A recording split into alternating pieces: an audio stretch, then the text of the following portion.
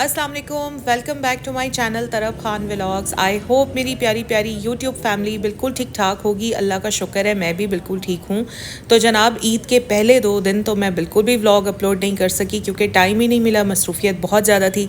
But आज है ईद का तीसरा दिन, अब कुछ सुकून मिला है, थोड़ा ईजी हुई हूँ और आज के व्लॉग में मैं आप लोगों के साथ शेयर करूँगी अपनी ईद से एक दिन पहले की सारी एक्टिविटीज़।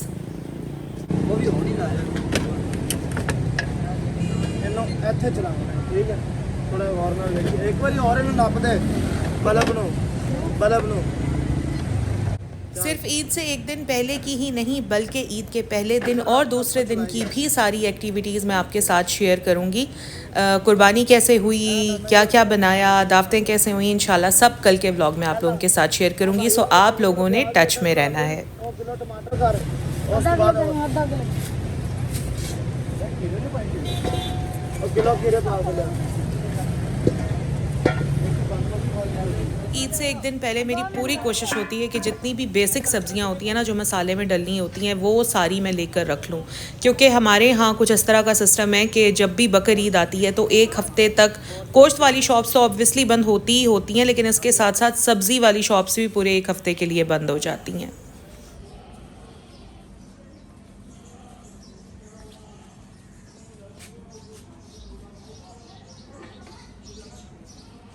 घर का जो सारा सिस्टम है, क्या आना है, कितनी ग्रोसरी आनी है, कितनी सब्ज़ी फ्रूट आना है, वो सारा मैं ख़ुद देखती हूँ और इसमें मैं अपने हस्बैंड को बिल्कुल एंट्री नहीं मारने देती। कुछ घरों में ऐसे होता है ना कि हस्बैंड्स इन चीज़ों में भी घुसने की कोशिश करते हैं, अपनी राय देने की कोशिश करते हैं।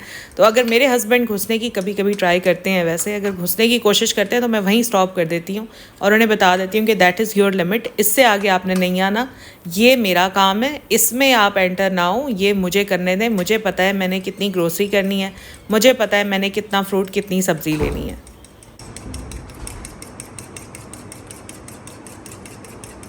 मेरे हस्बैंड ने मुझे कहा कि तुमने जो जो भी मंगवाना है ना, उसकी एक लिस्ट बना दो, मैं सारा कुछ ले आऊँगा। मैंने कहा नहीं सर, मेहरबानी आपकी, मैं आपके साथ ही चलूँगी। क्योंकि कुछ भी, कितनी भी लिस्ट बना दूँ ना कोई चीज़ मेरे हस्बैंड छोड़ ही आते हैं, क्योंकि वो एक दुकान से दूसरी दुकान पर नहीं जाते। एक ही शॉप पर जाएंगे, अगर उन्हें वहाँ पर वो सब कुछ मिल गया तो ले आएंगे और अगर कुछ रह गया तो फिर रह ही जाता है। तो मैंने कहा नहीं, मैं ख़ुद आपके साथ चलूँगी ताकि अगर एक शॉप से ना मिला तो हम दूसरे शॉप पे जा सकें।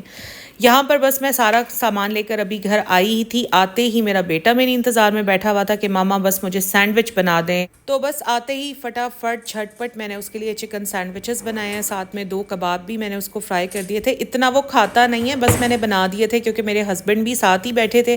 तो मैंने कहा चलें, थोड़ा बहुत जितनी उनको भूख होगी वो भी टेस्ट कर लेंगे।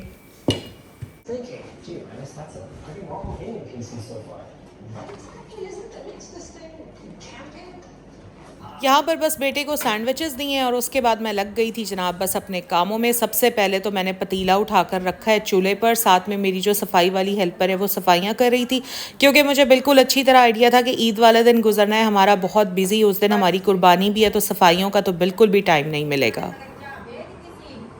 घर वैसे माशाल्लाह मेरा साफ़ सुथरा ही होता है। बस मेरे घर के जो 3 मेंबर हैं ना, मेरा बेटा, मेरी बेटी, मेरे हस्बैंड, इन तीनों को बहुत बुरी आदत है कि इन्होंने जहाँ कहीं कुछ खाना पीना है, बर्तन वहीं छोड़ देने, उठाकर कभी भी नहीं रखने। अच्छा, ये तो सिर्फ बर्तनों की बात है, इसके अलावा जो भी चीज़ लेंगे, जैसे तरब ने कोई नावल पढ़ना है, वो जहाँ से लेगी बस वहीं पर रख देगी। ऐसा नहीं है कि मैं सिखाती नहीं हूँ, बताती नहीं हूँ, सब सिखाती हूँ, सब बताती हूँ। हाँ, ये मेरी आदत है कि मैं सख्ती नहीं करती, हर चीज़ को बड़े कॉमन से वे में कहती हूँ, ताकि घर के लोग ये भी ना समझें कि एक, वो कहते हैं ना कि जर्नैल हमारे सर पर बिठा दिया जो 24 घंटे बस हमें सिखाने में लगा रहता है। तो कहती ज़रूर हूँ लेकिन इतना स्ट्रिक्टली नहीं कहती, क्योंकि मुझे पता है स्ट्रिक्टली कहूँ, नरमी से कहूँ, करना इन्होंने वैसे ही नहीं है, करना मुझे ही है।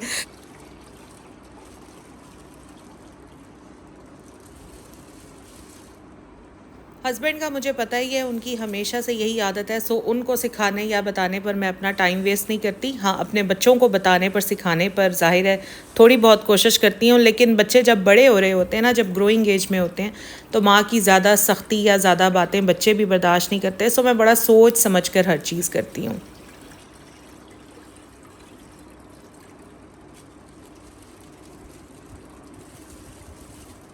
तो तो सबसे पहले तो यहाँ पर मैं बनाने लगी हूँ खीर। 7 किलो दूध मैंने लिया है, पतीले में डाल दिया है। पहले दूध को बॉईल करेंगे। साथ के साथ मैंने ले लिए थे थोड़े से चावलों को बस अब मैं वॉश कर रही हूँ। खीर मज़ेदार बनाने की एक ही ट्रिक है, खीर में जितना चावल कम होगा खीर उतनी ही मज़ेदार बनेगी।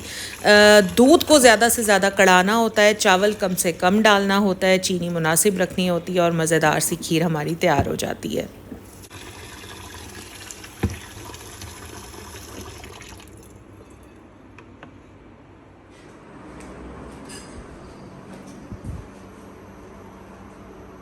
दूध वाला पतीला मैंने मेन किचन से लाकर रख दिया है हॉट किचन में। और ये जो तवे आपको नज़र आ रहे हैं ना, ये दम वाले तवे हैं। मतलब जब भी चावलों को हमने दम लगाना होता है तो हम यही तवे यूज़ करते हैं। रोटी बनाने के जो तवे हैं वो हमारे अलहदा हैं।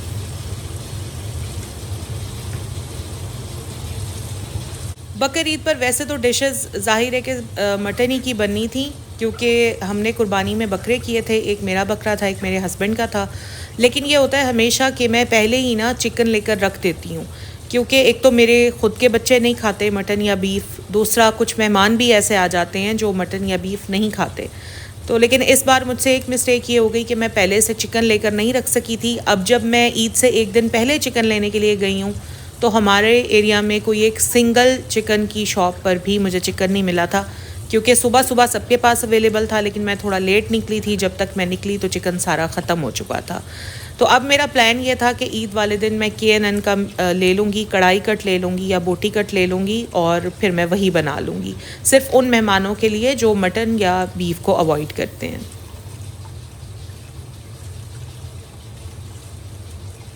खीर मैं हमेशा बनाती हूँ धीमी आंच पर। अगर तेज़ आंच पर खीर बनाए ना तो खीर के अंदर दूध जो है वो सही तरह से कढ़ता नहीं है, ना ही खीर के अंदर वो कढ़े हुए दूध की खुशबू आती है।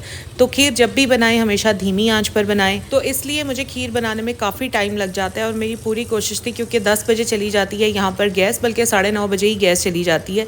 तो मेरी पूरी कोशिश थी कि मैं 9:30 बजे से पहले अपनी खीर रेडी कर लूँ।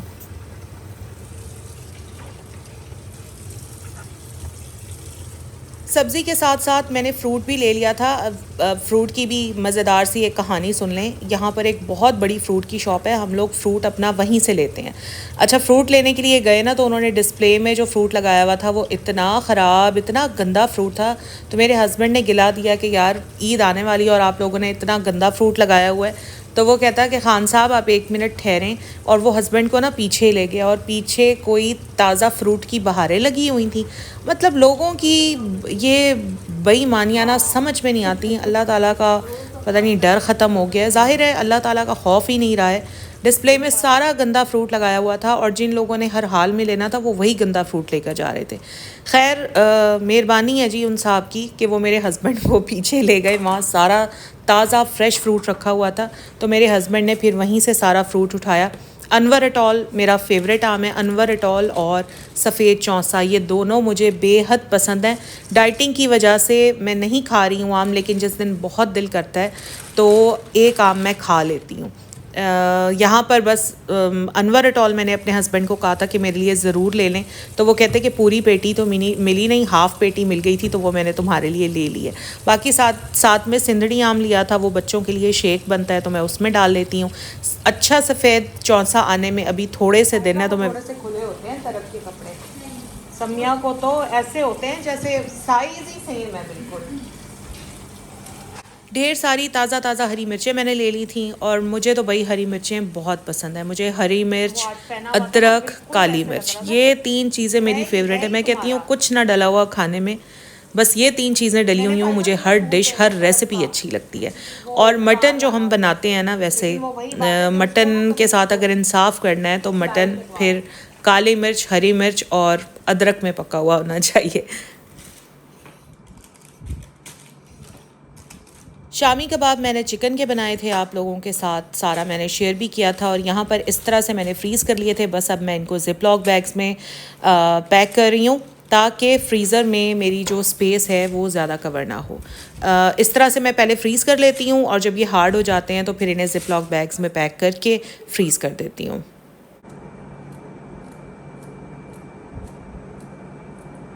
गाजर, शिमला मिर्च और बंद गोभी ये भी मैंने सारी कटिंग करके धोकर फ्रीज़ कर दी थी, क्योंकि मेरा इरादा था कि शायद मैं थोड़ा सा पास्ता या फिर थोड़ी सी मैं स्पेगेटी बना लूँगी। और अगर सब्ज़ी पहले से कटी हुई रखी हो तो फिर पास्ता या स्पेगेटी बनाने में बिल्कुल टाइम नहीं लगता।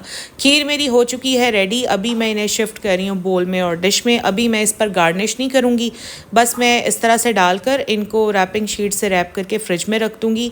और जिस दिन दावत होगी और मैं इसको खोलूँगी तभी मैं फ़्रेश गार्निश करूँगी। अगर मैं इसको अभी से गार्निश करके रख दूँगी ना तो जितने भी आमंड्स हैं वो सारे सौगी सौगी से हो जाते हैं, फिर खाने में अच्छे नहीं लगते।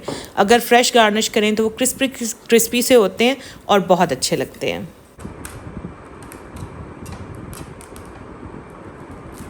और अभी बस मैं खीर को रख दूँगी फ्रिज में। ये जब स्टेबल हो जाएगी और जब मैं इसको गार्निश करूँगी तो कल के व्लॉग में मैं आपके साथ शेयर करूँगी खीर की जो सही शक्ल निकलती है बाद में फ्रिज में जाने के बाद।